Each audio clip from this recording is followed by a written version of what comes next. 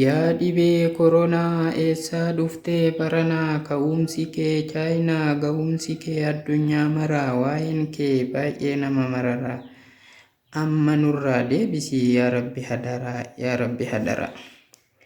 Yaa dhibee koronaa dhibee bara hamaa dawaansaa dhabamee furmaanni maalumaa of eeggachuu qofa lammiin koo hundumaa.